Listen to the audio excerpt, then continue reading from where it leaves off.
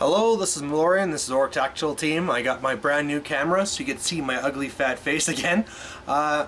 Anyway, what we want to be talking about today on the Orc Tactical Team is basically using or finding the weakness of strength. So this is something I've touched on before in the past, and I just really want to come back to it and talk about its real two main aspects to it.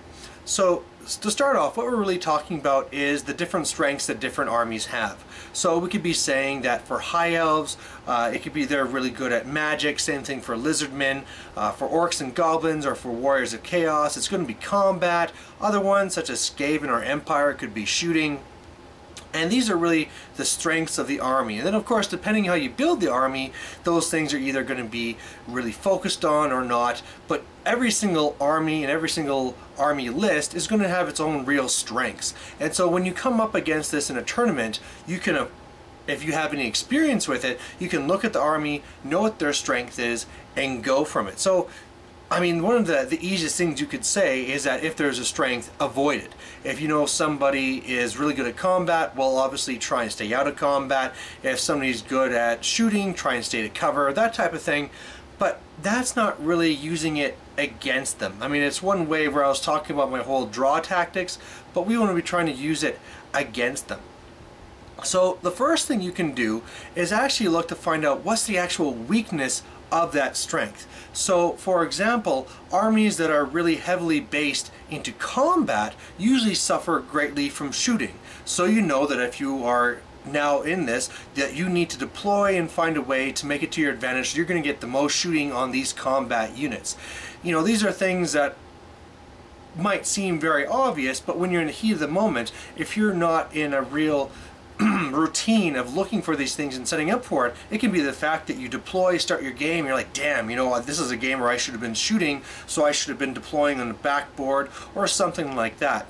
As well, you know, if you're up against magic, usually their weakness is that their magic is so easy to be taken out, and when the magic is destroyed, they've put so many points into it that the rest is fairly weak, so you can charge in there, kill their mages. So this is stuff that it really is on a case-by-case basis, but really what you're doing is trying to look at what the main thing that their army is focusing on, and then work on the counter of that army. So again, if it's chariots looking for the way to take away the charge, and then all of a sudden it's a pretty weak model.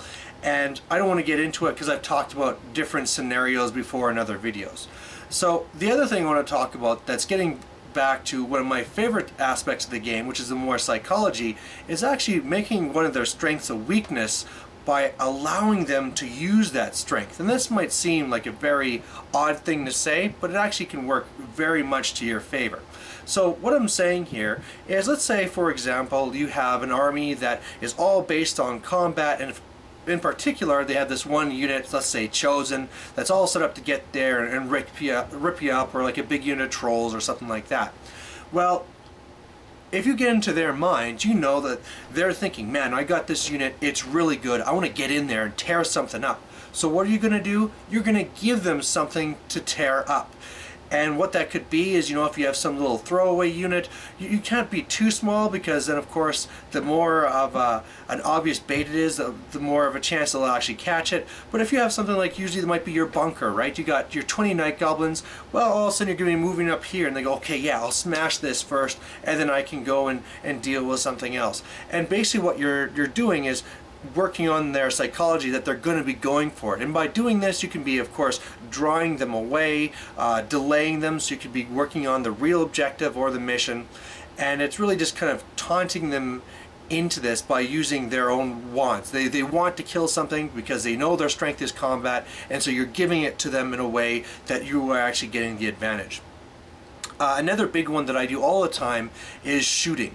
You know, whenever you're against an Empire player or something, you know that the big thing you want to do is just shoot stuff to hell. So what do I love doing is I love having my unit of 100 Night Goblins, and I'm just throwing it out there and I'm saying shoot it. And you know, they'll say this is fantastic. You know, they love it. They know their army is all based on shooting. They love just being able to blast things and seeing handfuls of models being taken away. They love that no matter how much their template scatters, it's going to be killing a bunch of guys. So boom, you know, they'll go after that unit.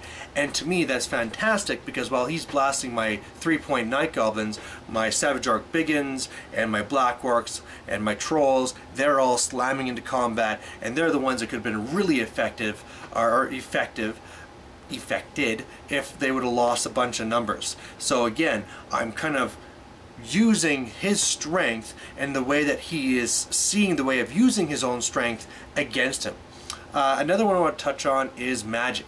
And of course, there's all these really deadly spells out there, like Purple Sun and all these Dwellers Below, and of course all the sniper spells. And this is another one where you can be using it against them. Now, of course, when they're rolling for the spells, they're going to have a huge spell list. You know, everybody loves to do their really big, tough spell. And again, you can be using this against them in a way that they're going to go for the big spell rather than some other spell that might be very useful. So let's say, for example, you are getting into a big combat, and you know this is the turn that your Savage Orc Biggins are going to be fighting a Lizardmen Temple Guard block, and you really want to make sure that you're going to be winning that combat.